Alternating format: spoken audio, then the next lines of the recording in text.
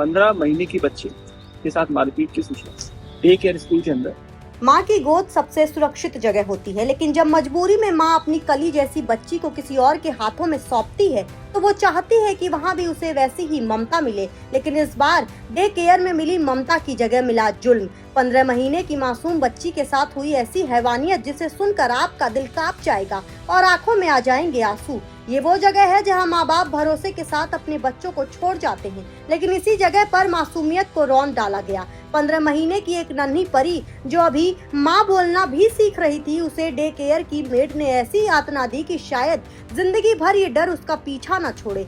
CCTV कैमरे में कैद ये हैवानियत आपके रोंगटे खड़े कर देगी। कभी बच्ची को जोर से झकझोरना, कभी थप्पड़ जड़ देना, कभी उसके नन्हे नन्हे बालों को खींचना और कभी जमीन पर पटक देना। जैसा व्यवहार, ये सब उस उम्र के साथ जो अपने पैरों पर ठीक से खड़ी भी नहीं हो पाती। मासूम की माँ जब काम से लौटी तो बच्ची का चेहरा लाल था, आंखें सूजी हुई थी और वो बार बार सहम कर रो रही थी। माँ ने सीसीटीवी देखा तो उनका कलेजा फट गया। उन्होंने कहा, मैंने सोचा था यहाँ मेरी बच्ची सुरक्षित रहेगी, लेकिन वहाँ उसने जो झेला है वो मैं सोच भी नहीं सकती। जब मेरी बेटी किसी अजनबी को अब देखती है तो डर जाती है। शिकायत मिलते ही पुलिस हरकत में आई और आरोपी मेड को गिरफ्तार कर लिया गया। उसके खिलाफ आईपीसी की गंभीर धाराओं में केस दर्ज किया गया। वहीं डे केयर सेंटर की लापरवाही पर भी जांच बैठा दी गई है और उसका लाइसेंस रद्द करने की प्रक्रिया शुरू कर दी गई है।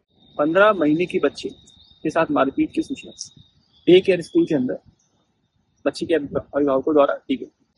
उस संदर्भ में तत्काल पुलिस ने मुकदमा पंजीकृत किया और जो मेड थी जिसके द्वारा ये घटना की गई थी उसको तत्काल ही पुलिस अभिरक्षा में लिया गया। तो अब जो मेड है वो भी माइनर थे।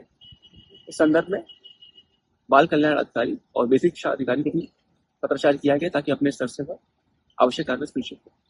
उस टाइम लड़की ने कुछ बताया कि किस लिए बच्चे उस तरीके से कर रही थी? क्योंकि वो नाबालिग है, जो अभियुक्त है वो भी नाबालिग है और उसको जुवेनाइल होम में भेजा गया, इसलिए इस बारे और कमेंट करना चाहिए।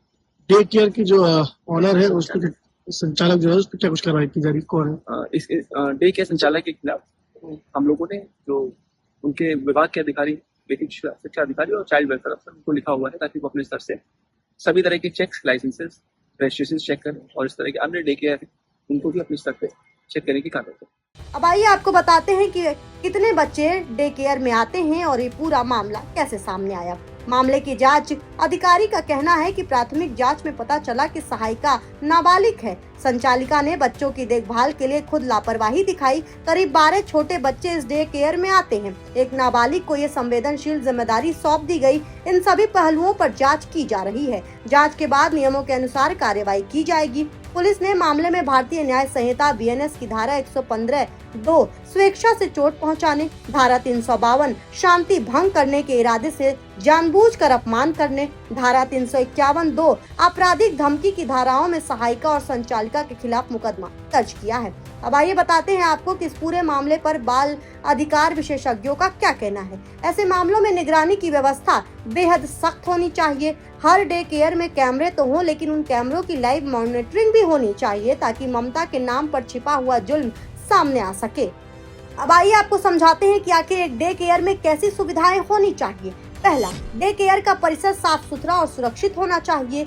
फर्श, दीवारें और फर्नीचर बच्चों के अनुकूल होने चाहिए। प्रशिक्षित स्टाफ होना चाहिए। सुरक्षित प्रवेश और निकास की व्यवस्था होनी चाहिए।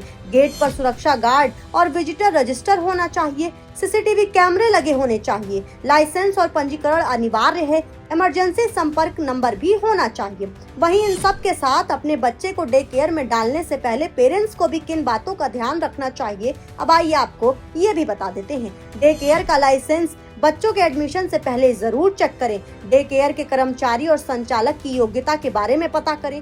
बच्चे के व्यवहार में होने वाले बदलावों पर ध्यान दें। रोज की एक्टिविटी के बारे में पूछें।